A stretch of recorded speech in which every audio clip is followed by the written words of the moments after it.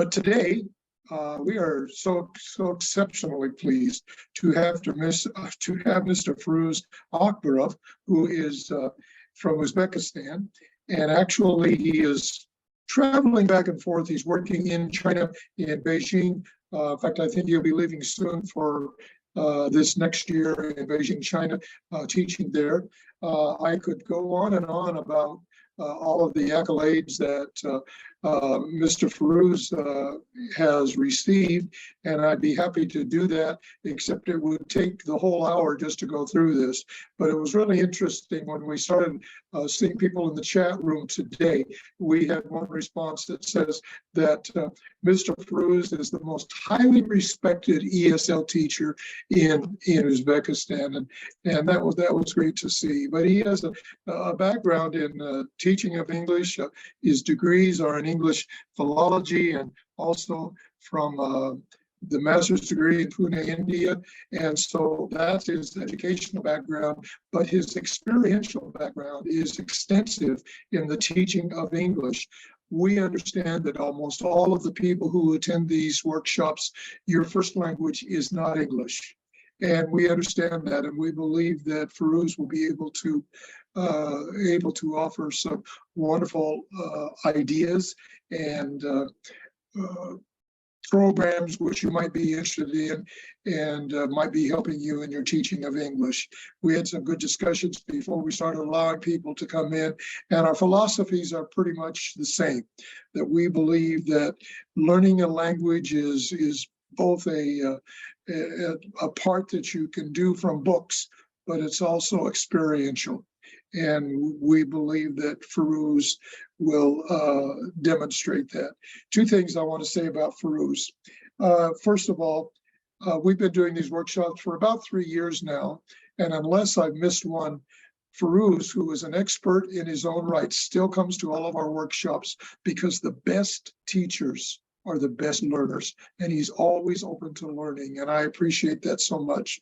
And the second thing I want to say about his life motto is a great one. I think it's beautiful, and that is take the first step. That is a beautiful motto. So Feruz, it's a thrill to have you with us today. The show is yours. Dr. Jake and I will try not to interrupt you. And please, if you have questions that will help us in the long run, put them in the chat room, and where we think it will be helpful to the whole presentation, either Dr. Jake or I might interrupt. And so we'll see you in just about 50 more minutes. Feruz, the show is yours, or on with the show, however we want to say it. Thank you very much, Dr. Ray and Dr. Jacob. It's a pleasure and privilege to present on Array Global, world's one of the most popular and elite ELT platforms. I'm so thrilled. It never actually crossed my mind to present on Array Global, and the time has come, and I'm so proud to be here as a presenter. I hope you can see it. Can you? Yes. Perfect. Ladies and gentlemen, greetings from the heart of Central Asia, Uzbekistan. I'm Feruz Akbarov, and in the next hour or so, I'll engage you on the topic of become a TESL legend. On a surface level, the topic might seem and sound overly ambitious, but as we move on, I'll try to give you a bigger mental picture of what it really means. So without further ado, let's get straight to business. And could you please kindly put in the chat box, do you recognize any of these luminaries? I'm sure some of the faces could be quite familiar to you.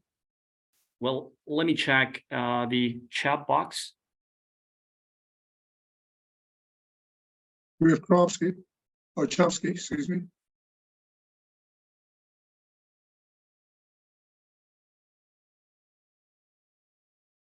Yeah, can you see the chat box? Yes. Okay, Chomsky. Okay, straight Chomskys. I cannot hear any. Somebody is having some sound issues. Their mics are, yes, they're not, the lady was not hearing anything. And there could be something wrong with her computer. I think everybody else is hearing. Okay, fine. So let's carry on. So straight Chomskys, right? But do you recognize the others? On top left corner, that's Roman Jacobson. And down below, Stephen Krashen. In the center, Noam Chomsky, as you correctly guessed it. And in the top right corner, Eve Clark. Especially her research focuses on first language acquisition and acquisition of meaning. So she's done some profound work in that regard. And down below, Ferdinand de Saussure, I hope I'm correct with his French name. So these people, in short, were known for being a trailblazer and pioneer, and rightly so regarded as the legends. But I don't expect you to become one of those people. And that's not what the entire workshop is all about. Instead, I encourage you to, become a true legend for your English learning students. And that's what the workshop is all about. I hope the message of the topic is all clear. And there is the outline. I'll be sharing top 3 tips, followed by top 3 solutions. And I'll round out the workshop with a Q&A session if you do have any questions for me. So let's carry on. I'm having a bit of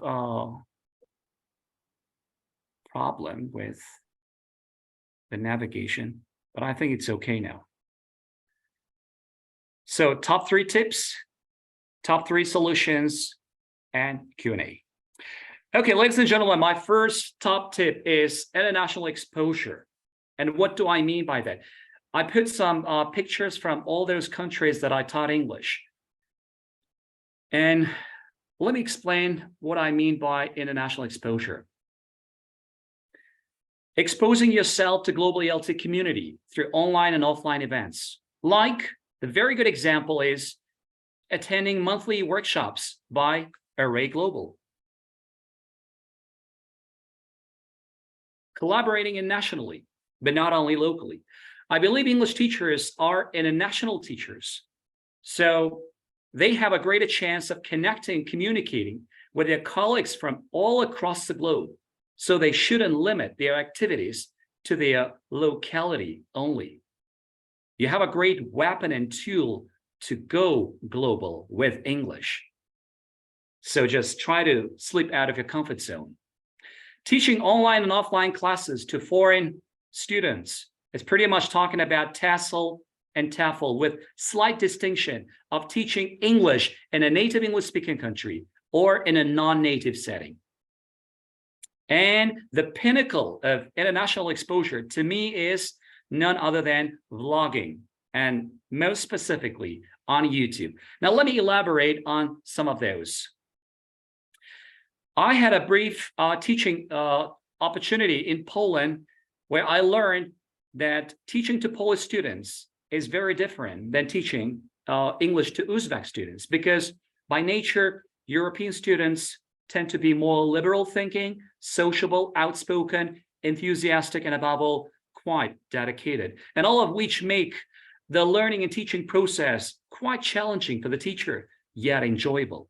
You will be able to explore new frontiers as a teacher. You will go the extra mile. And then I went to China, where I faced completely different teaching scenario, where I faced students who are reserved, introverted, timid, and less eloquent. But,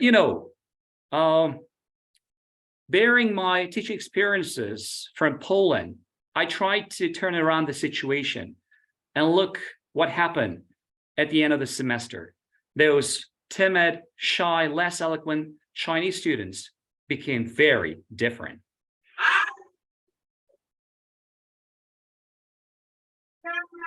Normally, you wouldn't see that in a Chinese class, especially if it's taught by a Chinese teacher.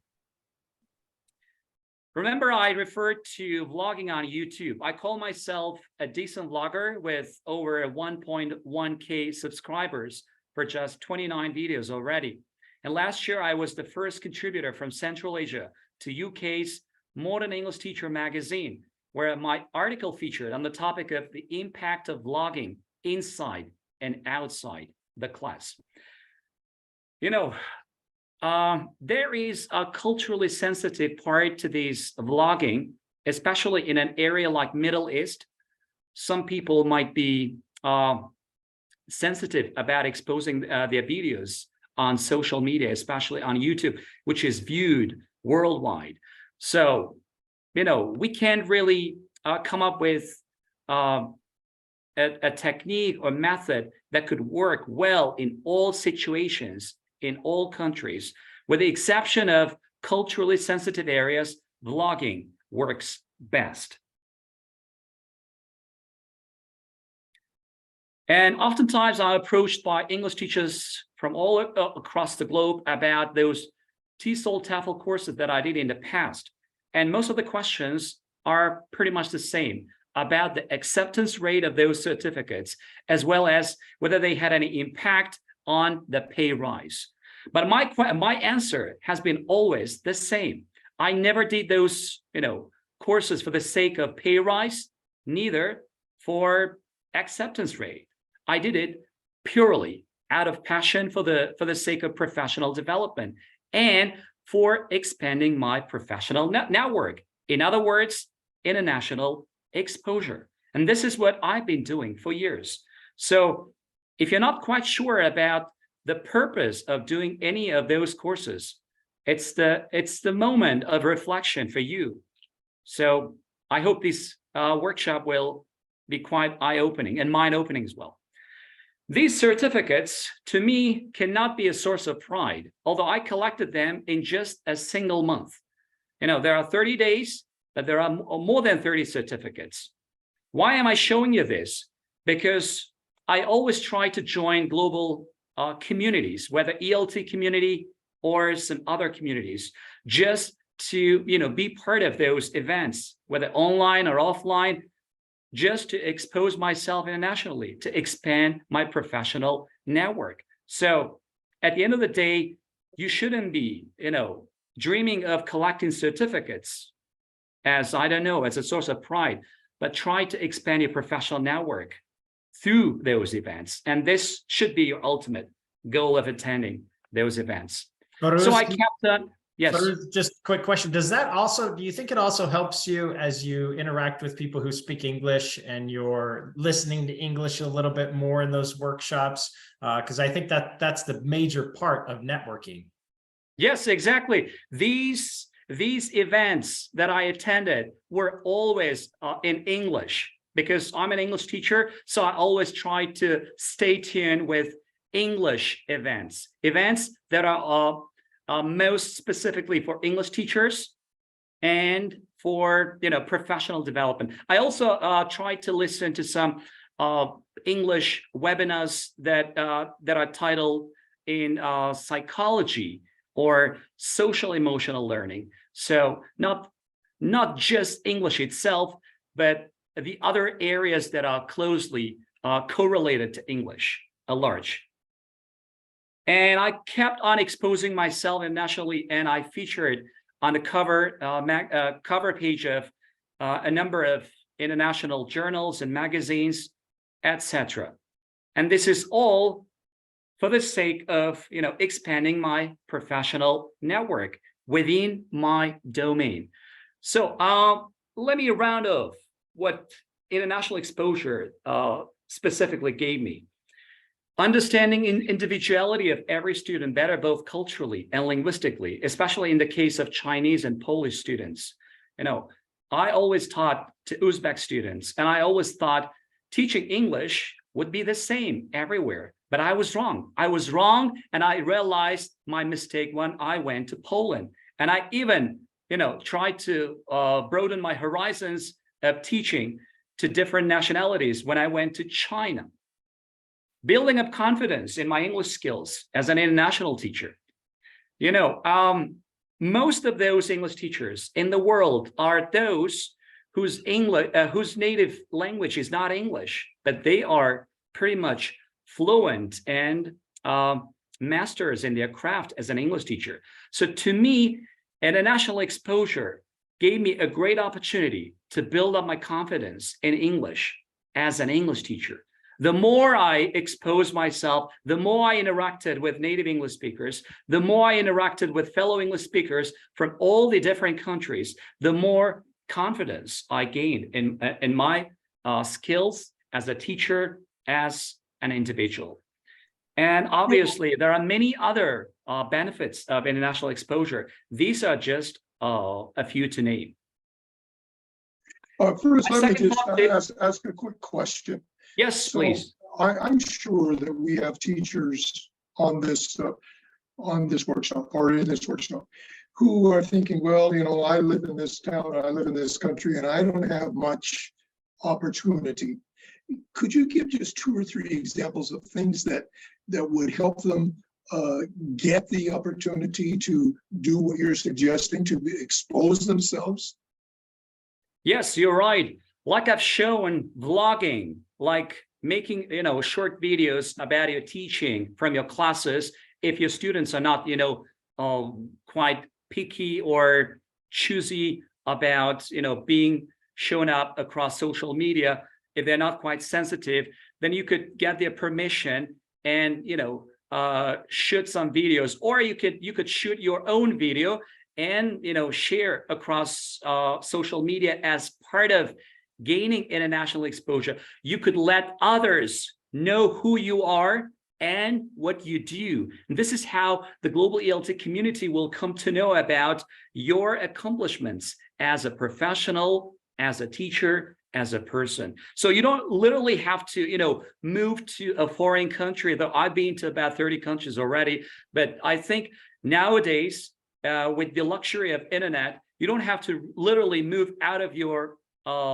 premises of the house. You could just, you know, go global virtually. You could be part of these global events like monthly workshops by Array Global, or you could attend any other virtual conferences. There are so many of them happening each month and round the clock and across the year. So you don't have to literally go to a foreign country. All you have to do is you could find those people on Facebook. LinkedIn is the best place. It's more professional than Instagram or a Facebook, or even now it's renamed as X, Twitter.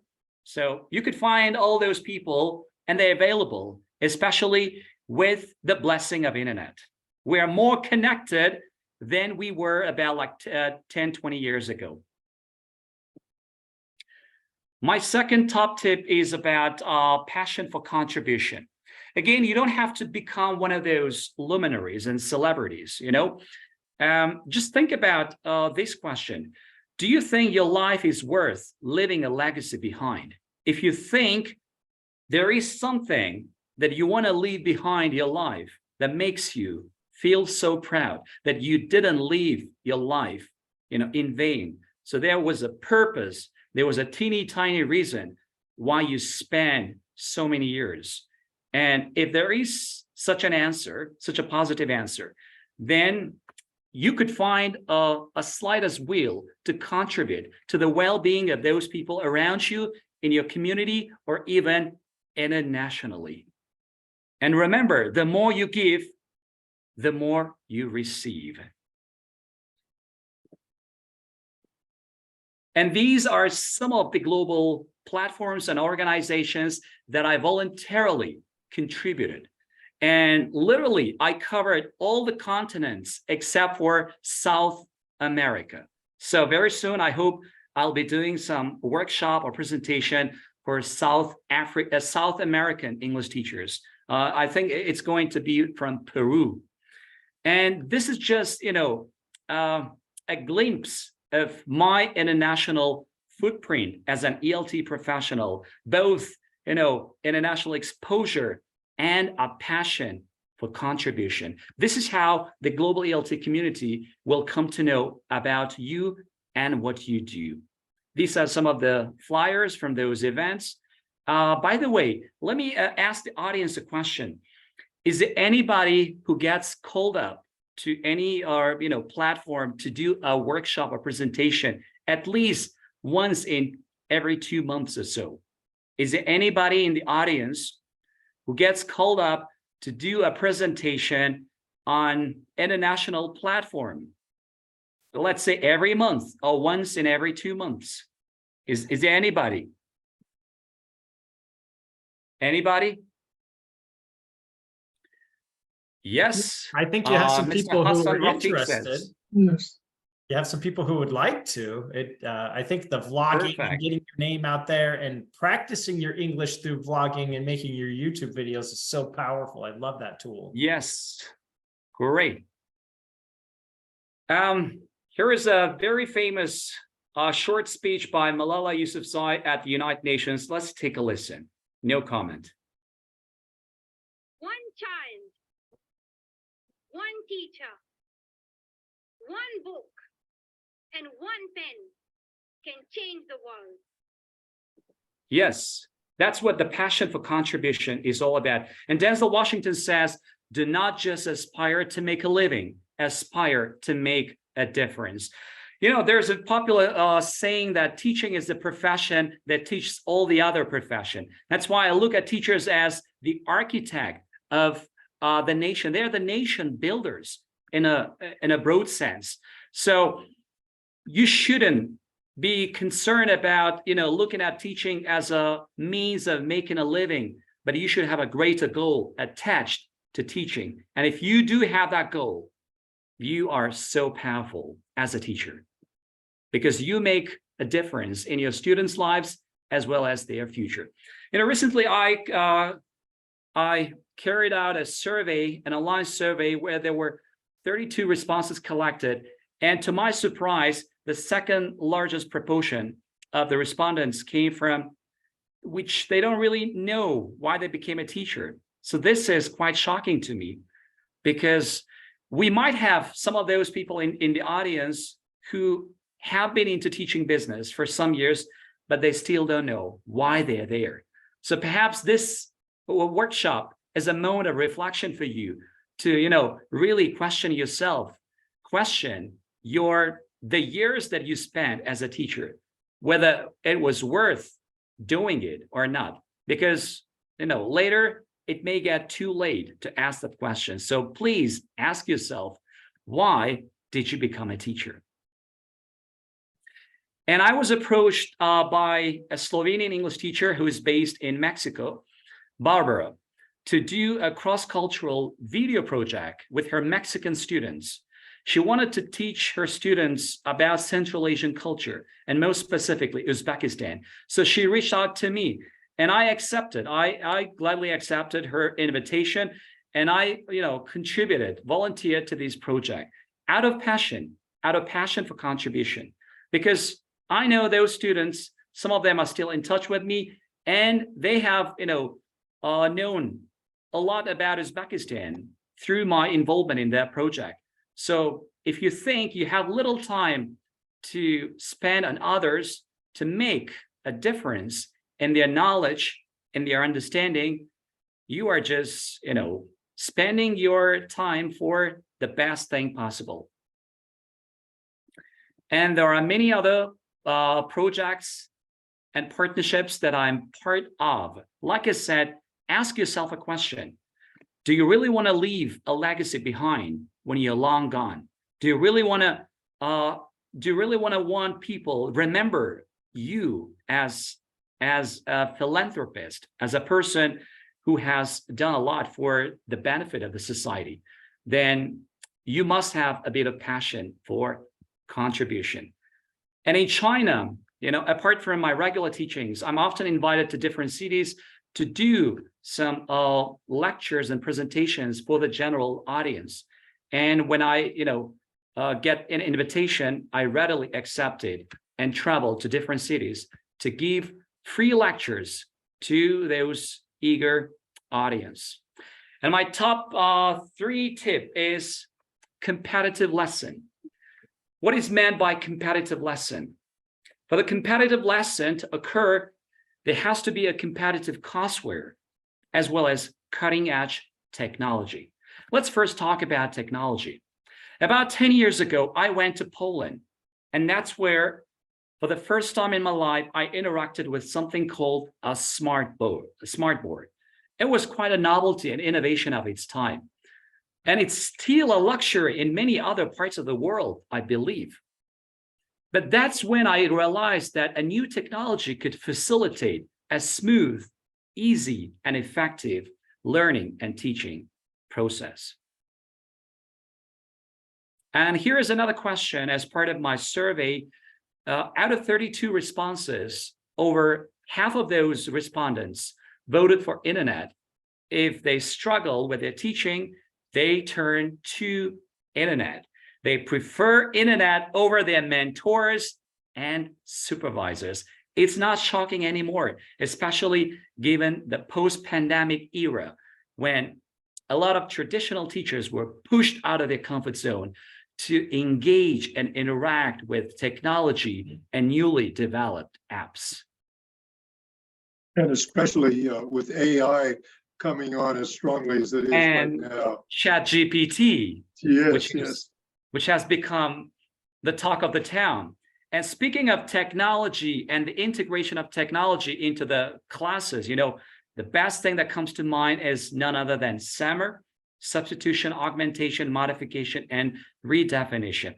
I'm sure you might be familiar with this, so I'm not going to go into great detail, but I'll just draw your attention to the last one, redefinition, and the storytelling. Take a look at YouTube. So storytelling takes a new format. You can do storytelling through your vlogs on your YouTube channel, and this could be also a part of flip learning. When you set the task on your YouTube channel, your students will be watching your video task at home, and they come back to class fully prepared for the lesson. This is how technology facilitates more effective learning as well as teaching. It's time-saving and it's more efficient. Technology is just one side of the coin, but competitiveness of the content is also equally essential.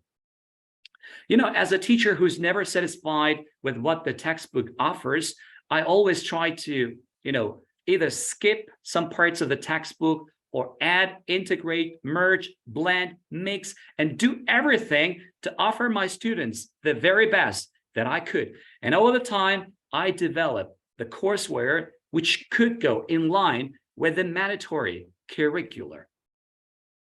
And speaking of the content, it's not just the, you know, the text material that you offer to your students, but also ECAs and PBLs that could, you know, really extend your activities.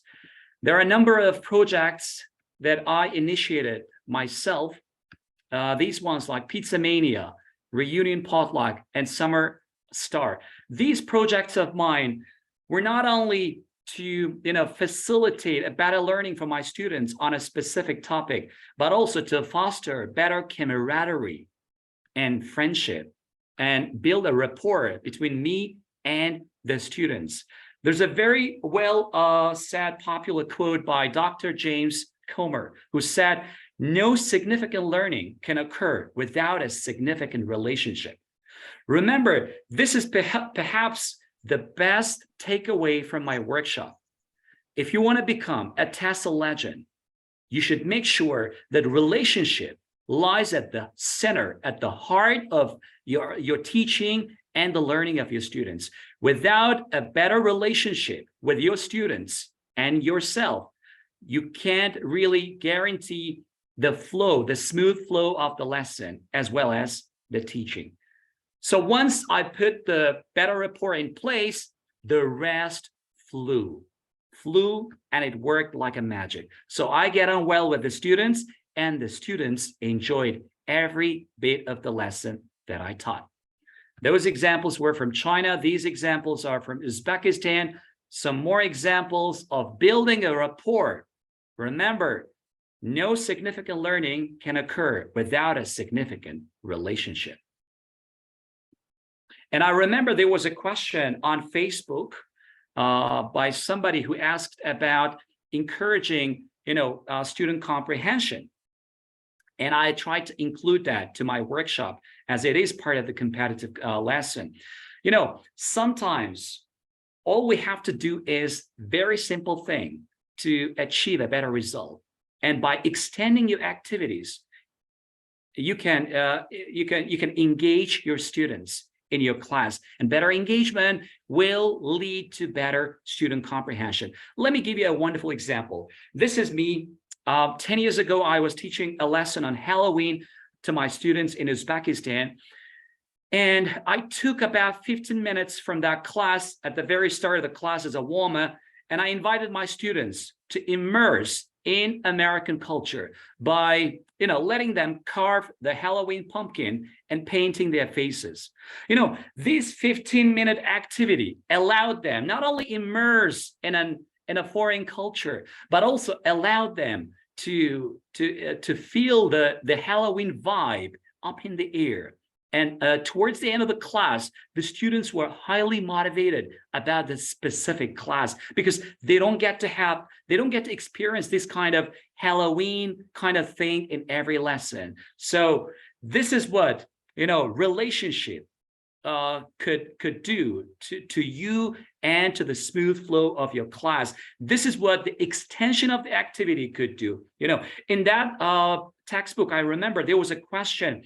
Ask your students about their knowledge of Halloween. So I skipped that task and I tried to, extend it. I tried to invite my students to, feel the Halloween vibe right in the class. And this is, worked for the better comprehension of that particular lesson. Now let's move on to three practical solutions that could, turn you into a more effective teacher.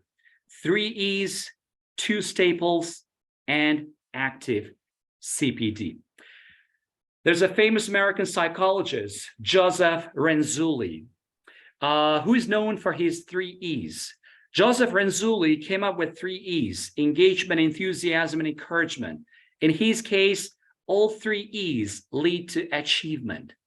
So this is for learners. And inspired by Joseph Renzulli's 3 E's, I came up with my 3 E's. And my 3 E's are engagement, that's interaction, teamwork, social mix, academic circle. Efficiency, effect plus saving resources and energy. This works especially in a low resource context best. And enhancement, especially in the COVID era, when the education was largely disrupted all over the world. Everybody in the world turned to e-learning. So there has been a lot of ease coming to our educational life. E-peer support group, e-peer observation, e-think peer share, e-professional learning network. So everything has become electronic. And that's when I launched this professional learning network during the COVID era, ETA Uzbekistan, to unite English teachers from all across the globe in the domain of ELT and try to foster better connections and collaboration among all of them. And here are some of those examples of how that project worked well. In one Zoom breakout room, I was able to connect a teacher from the remotest corner of Uzbekistan. Imagine someone who rarely uses the internet and who rarely sees foreigner in a remote corner of Uzbekistan was able to freely engage with someone from Morocco, with someone from India, with someone from Albania, with someone from Africa, Slovenia. So I was able to put all those different folks into the same breakout room and engage them in the better communication. This yielded a better result both nationally and internationally. And this is the overview of Renzulli's 3 E's, which he developed for the learners, and learners achieve, a greater result. But my 3 E's have to do with teachers, and this is how teachers could achieve better collaboration. And remember, collaboration is an achievement in itself because it's, after all, a team effort. So this is how collaboration is important, especially if you want to become a better teacher. You have to be, always collaborating with your colleagues. Remember at the very start, when I was talking about international exposure, I said English teachers are international teachers because they speak the global language. So they have the tool to connect and communicate with their colleagues from all around the globe. So why not collaborate? And internet facilitates that collaboration, so fast and so easily. Now over to 2 staples. And what is meant by 2 staples? Staple is something that has to be present all along. And I believe those 2 staples should be in the class for effective lesson to take place. The first one is a change of scenery. And the second one is practicality. Let's talk about them in more examples. Change of scenery and practicality. So what is meant by change of scenery? From time to time, I invite my students to a change of scenery, either a bowling center, either an art museum, a history museum, or a Japanese garden. There are so many other places, fast food restaurant, a bookstore, a metro station, you just name it. Any place which is, different from a traditional classroom. Why am I doing it? Why am I doing so? Just because I want to let my students to feel that English that they are learning is not just limited to the classroom only, but English has to be used outside the classroom. That's where the real world is. So that's when the students would feel, okay, we're not just learning something from the textbook, in a mechanic manner, but we're just going to use it. We're going to put it into practice outside the class. This is when we will be, harnessing the benefits of language learning. Most of the times, language learning is just, done for the sake of taking some international tests like IELTS, TOEFL, SAT, GMAT, GRE. I don't know why. Or sometimes it is just, done for the sake of passing some kind of subject in order to qualify for any degree or something. But, the end goal of learning a language is communication. If you're not able to communicate in that very language you're learning, then you're just wasting your time. And that's why I try to, explain the reason, the motive behind learning a language to my students. So there are some other examples of ECAs, how I try to, went extra mile to invite my students to a change of scenery. Here's another example of mine, coffee clutch. This is in China. I invited my Chinese students to the nearby coffee shop where they learn, more about coffee culture. Plus, they saw with their own eyes how the coffee is brewed by a professional, barista, and they were treated to their favorite cup of coffee at the end of the workshop. So this was quite an enjoyable experience to the Chinese students who are primarily tea-loving nation. I try to invite my students to experience a Western culture. I know coffee is more common and favored in the Western culture, but in China, Chinese students are not, fond of coffee. But after this specific workshop, they loved drinking more coffee. And some of them even invited me to Starbucks, which is very popular in China.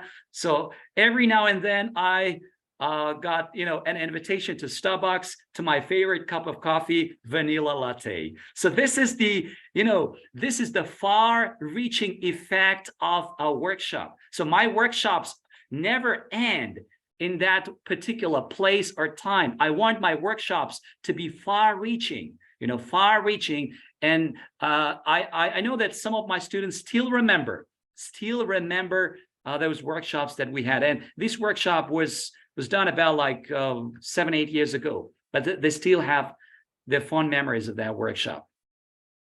Change of scenery. And now let's focus on practicality. I showed you that during the pandemic, I launched a professional learning network on Facebook and Zoom, and I named it as ETA Uzbekistan. And I launched another project called 20-Minute Talk with a Founder. In this project, I invited teachers from different parts of Uzbekistan, or I, through video conferencing, appeared live in their English lesson, and I allowed their students to connect with me. This was quite unheard of experience for their students to talk to somebody other than their English teacher. They have been speaking to their English teachers for a long time, so they got used to the way their English teacher speaks English. But there was somebody else who speaks English quite differently from the English teacher, and there was somebody who is unfamiliar. So first, the students were a bit shy to break the ice with me, but then slowly and gradually they started, asking lots of questions to somebody who was live through video conferencing. So this is what the practicality part is. When you're teaching a class, why not integrate through the technology somebody from a different part of the globe to be a virtual guest live in your session, so that they would make your class more real life, not just tedious and monotonous and predictable, but very much unpredictable. Imagine next time you're just turning on your computer and your projector and you say, "Hello, everybody. Now in a second, you will see a guest from Brazil, and he will be talking about coffee and Pelé and football and carnival and all that jazz related to Brazilian culture." Your students would be shocked, and they would be shocked for a few seconds, but then they would ask you, "Teacher, will we have another guest next time from USA, from Canada, from China, from Brazil, from some other countries?" They're gonna love every time meeting new faces from different parts of the globe. This is how we can bring the world to the class and class to life. This is what the practicality part is all about. Change of scenery and practicality. So I first showed you how the change of scenery works, and then the practicality. And now, what happens when you have change of scenery and practicality put in place? Let's check it out. I'm sure you're familiar with 17 Sustainable Development Goals by United Nations. And I am more aligned to number 4, which is quality education. But the video that I'm going to show you is not about quality education. It's about something else. So it's about climate action. Last year, I shot a video in a cemetery of sheep, which is known as Moynak, in the westernmost part of Uzbekistan. That's a semi-autonomous region called Karakol, Pakistan. So before, like about 50 years ago, we used to have a really huge sea known as Aral Sea. But now much of the water has been evaporated and the area has been barren and desertified. But now you couldn't see a drop of water. And then there were some ships left from that era. And we shot a video to raise awareness in our students, to contribute, to pitch for making that place, for making that land better as it used to be before. So just take a look at the video. Hey guys, I'm so sad to say welcome, because this used to be an entire vast ocean of 60,000 square kilometers, the Aral Sea. But now there is not a drop of a sea of water because now it has turned into a desert, a cemetery of ships.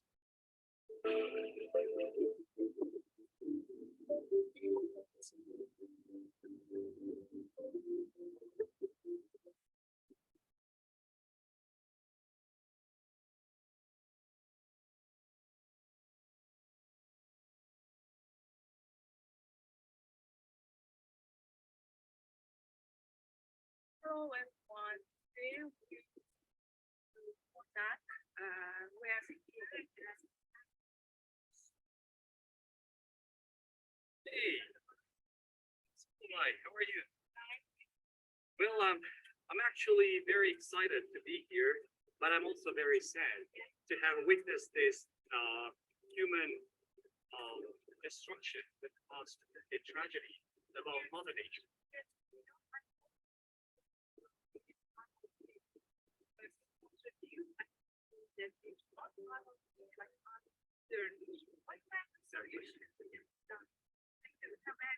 Okay, well, first things first, I'm not an environmentalist, but I do care for the nature.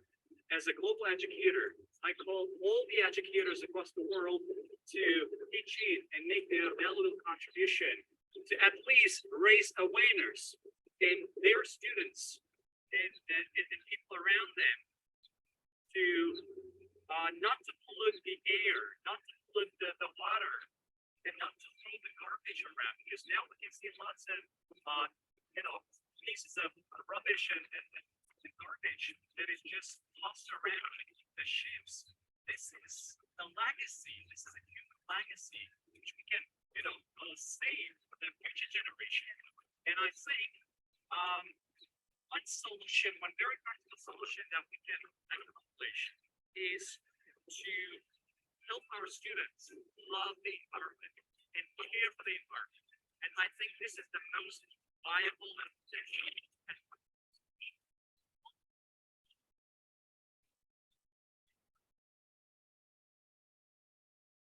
Save the world.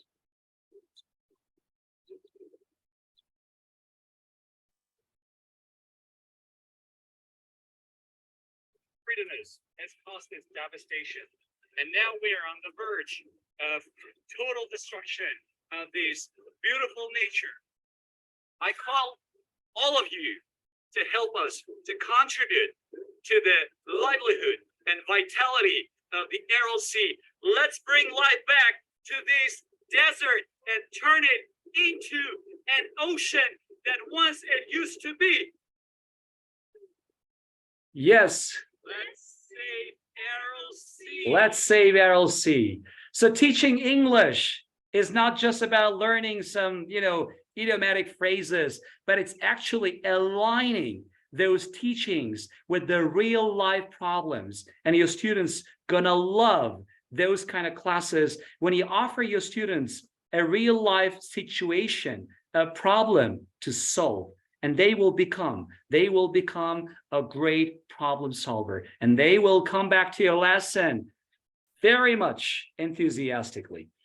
And the last part of the three solutions is active CPD. Well, what is CPD? Does anybody know what is CPD? Could you put it in the chat box? CPD. What is CPD? It's a very popular term. I'm sure everybody knows it, but I want to give it, professional development. How about the C, the letter C?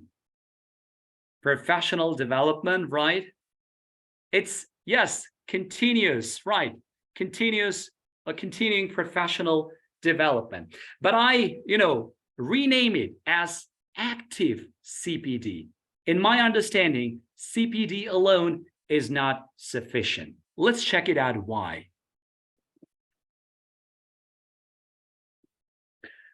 This is another question as part of the survey. I asked fellow English teachers what pushes them to improve them professionally. A lot of people said intrinsic motivation, though I doubt.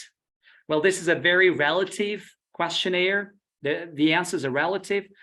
Well, I think it could be pay rise. It could be extrinsic motivation, some external factors, because rarely did I see English teachers being super excited and super motivated about their own professional development. You know, you have to be quite an enthusiastic person by nature to go to the greater length of developing and improving your skills professionally. And here comes my quote after attending lots of ELT conferences. This is what I think of the status quo. ELT conferences are like expos.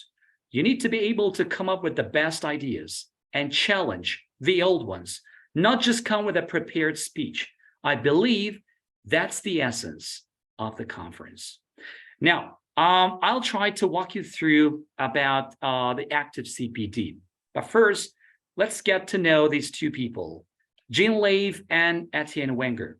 In the early 90s, they wrote a book which was quite groundbreaking, in which they coined a term, situated learning and community of practice.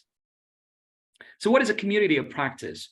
Community of practice is when a group of people have a common interest, let's say English teachers, and those group of people have a common goal of improving.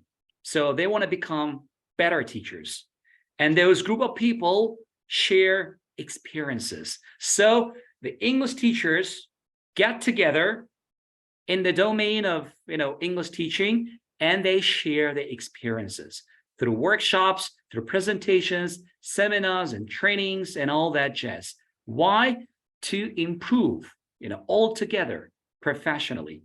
And when you have a cohort of people working in the same direction as a united, group, that's when we have the community of practice.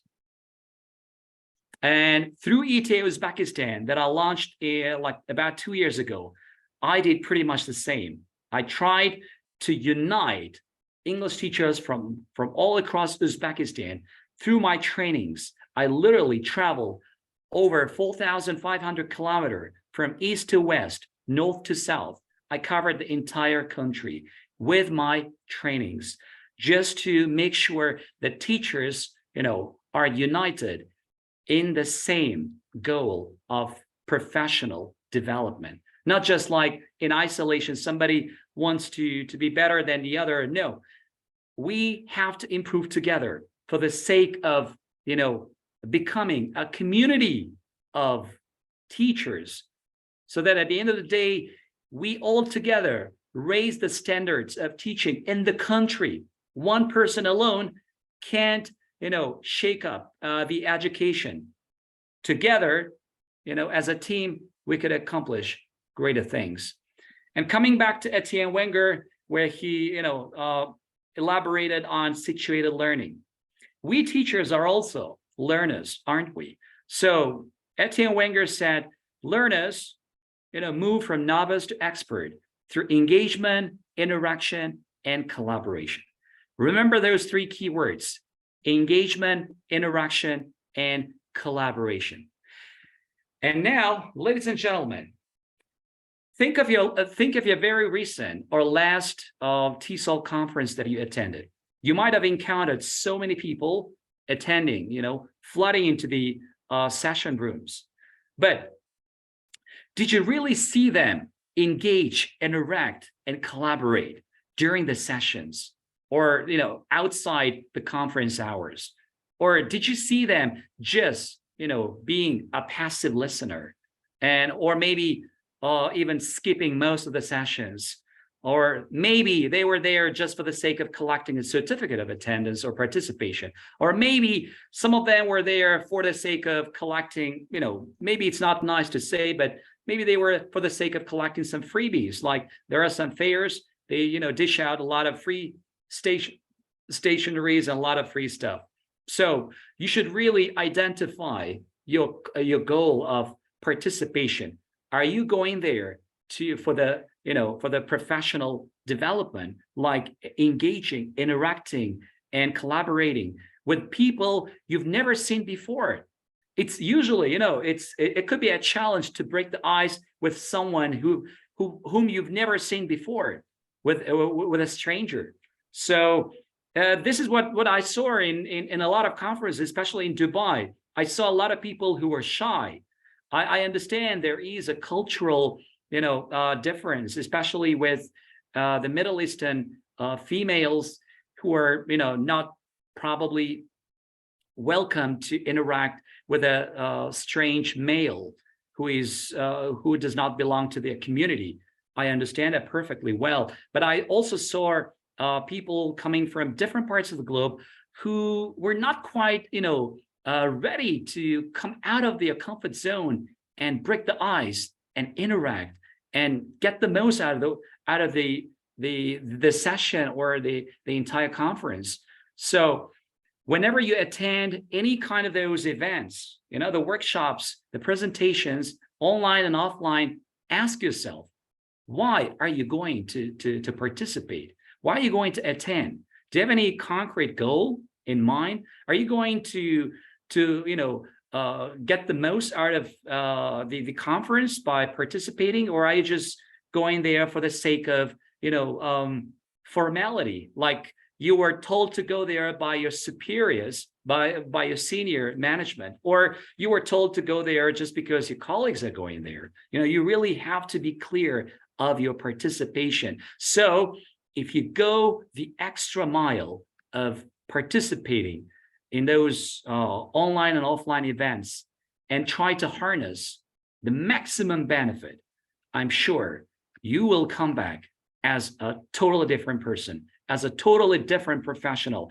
And you go back to your class with all that, know-how, expertise, and novelty and innovation. That's when your class becomes different and your students gonna enjoy it most. This is just a 1-minute video example of my most recent participation in the last year's conference in Tajikistan.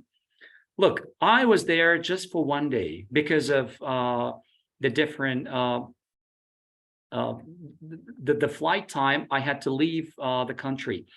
So I was there only for 1 day, but in that 1 day, I had many different roles. I was a panelist, I was a presenter, and I was the most involved participant. Just take a look.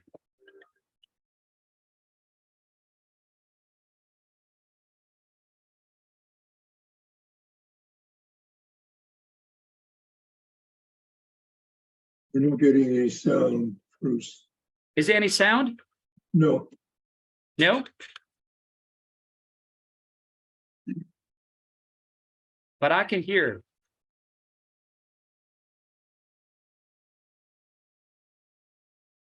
But they can just watch the action. The sound is not necessary because there's just a random music. I want them to see the action. That attending the conference means this: doing many different roles and being as much as possibly involved in every part of the conference. Okay, it's time to recap. On the top of the hour, I was able to wrap up. So my top 3 tips were international exposure, passion for contribution, competitive lesson, and my top 3 solutions that I worked out myself: 3 E's, 2 staples, and active CPD. Actually, I did a podcast on active CPD this year in March for global education educators. You can check it out. It's as a podcast. And here is the very last message that I want to convey to everybody in the house. Ladies and gentlemen, if I have to recap the 1 hour-long workshop into one final message, it should be none other than this: bring the world to your class and your class to life. And that's when you become a true TESL legend. Thank you. And you can find me across social media. Well, I didn't put my email address, but I'm readily available across social media. Yeah. If you want to email me, then you can find me on social media, then I can share my email. No big problem. Well, what a wonderful, inspiring hour that we have spent with you. I realize that for 3 years now, I've been mispronouncing Feruz. It's Feruz rather than Feruz.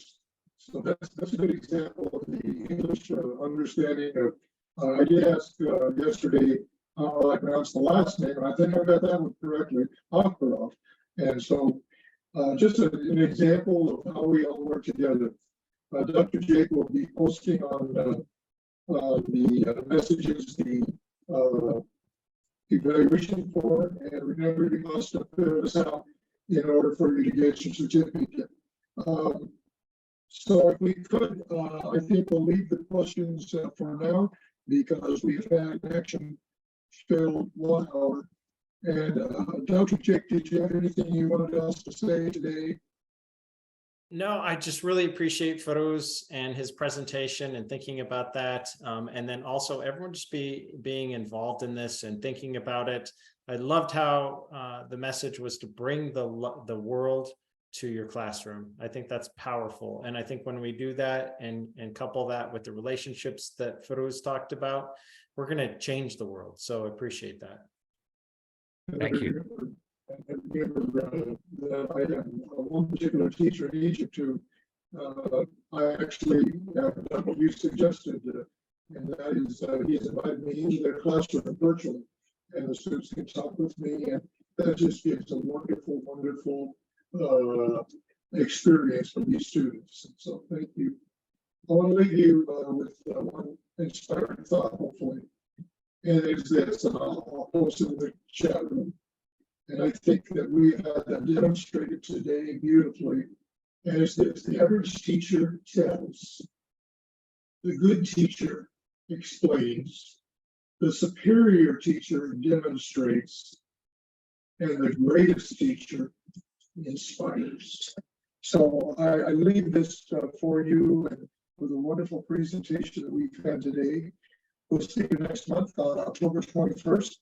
For the workshop that Dr. Jake and I will be doing on unlocking the potential of every learner. So again, thank you for this wonderful, wonderful presentation today. And we'll see you in October 21, same time, same place. Thank you all. We want to open it up to now to questions, Dr. Ray. Sure, if people want And to... I think there's something wrong with your sound right now. You might want to unplug your headset Yes. and plug it back. I wanted to in. mention that your Yeah. voice was breaking up while you were speaking. Yeah. Okay. So I actually, the inspiration I actually typed, and it's in the chat room. Yeah. So good. Any questions? Anyone wants to raise their hand? You don't have to compete with Feruz today because he's the presenter. He's the one answering the questions. But if you have questions, you can post them. Yeah, I in the chat. remember last time Dr. Ray, Yeah. mentioned this. Yeah. Well, Feruz, we had a lot of people attending, so congratulations. Great job. Question in the chat about the recording. The recordings are always posted on our YouTube page. So make sure you go and subscribe to our Facebook page, our YouTube page, anywhere else, and you'll get notifications when things are uploaded. I want to add a quick comment to the audience.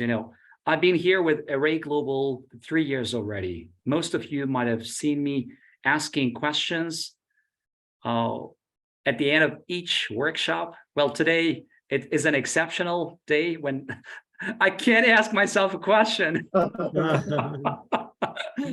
But I want to add on top of what I've shared with you in the past 1 hour. I've learned personally a lot by attending Array Global workshops for the past 3 years. And every time I, keenly try to disseminate the message and takeaways that I learned from Array Global workshops across my social media. If you go about my Facebook account or LinkedIn account, you would see lots of videos in which you would see Dr. Jacob, Dr. Ray, and the other presenters and myself asking a question. So I have lots of fun memories with Array Global Educational Services USA. And, as someone who's been into numerous, online and offline events in the world of TESL, I value Array Global as one of the best, truly, because only the best, professionals feature on Array Global. And at the very start, if you remember, I alluded to the fact that it never crossed my mind that in the close future, I would be a presenter on Array Global. This is a dream come true, and I think I would still need a little time to feel that this is not a dream that I'm seeing. This is a reality.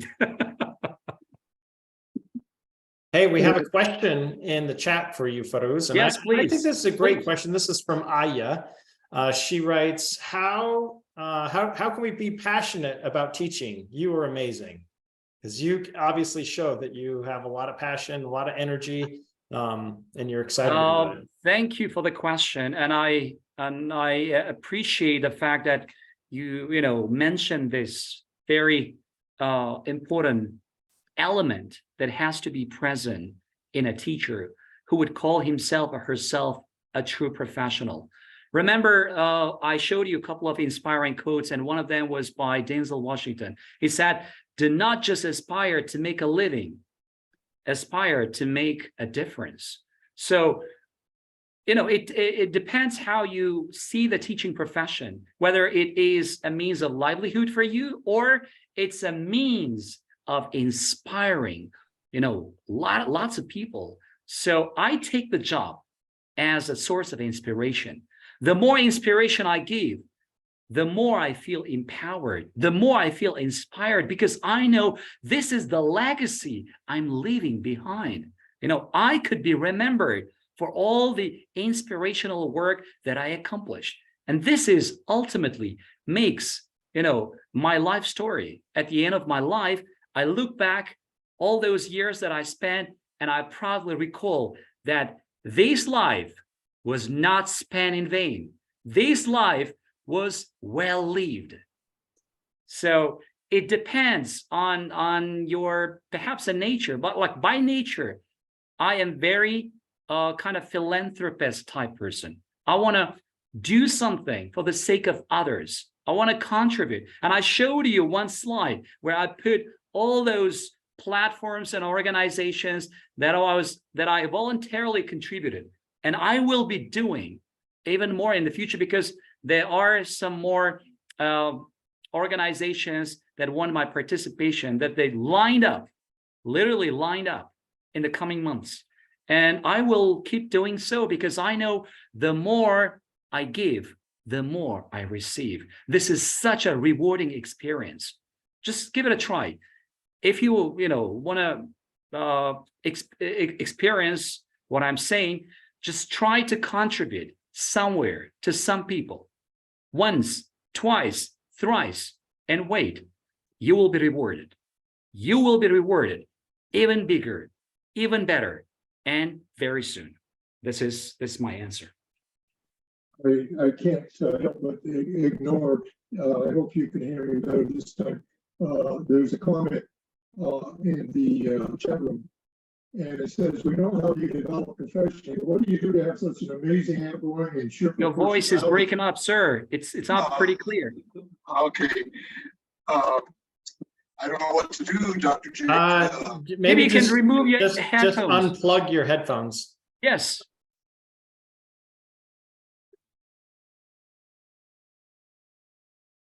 I know. You're muted. You can hear me now. Yeah, but Yeah. it's still garbled. So the question is, Feruz, it's from Jurshid, writes, we know now how you develop professionally, but what do you do to have such an amazing, outgoing, and cheerful personality? And I wanted to give an answer to that. Can you hear me now? Yes, It's yes. still Oh, going. okay.